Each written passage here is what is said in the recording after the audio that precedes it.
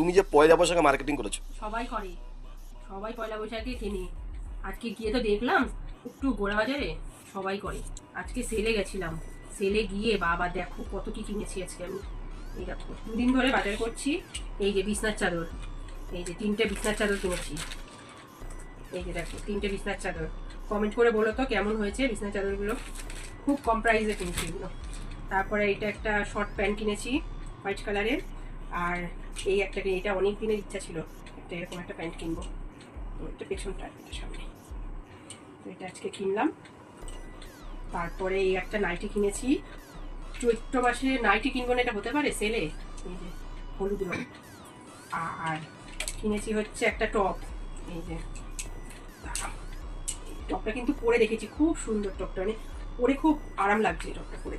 আর কিনেছি হচ্ছে এই একটা ব্যাগি জিন্স। ভালো আছে না জিন্সটা?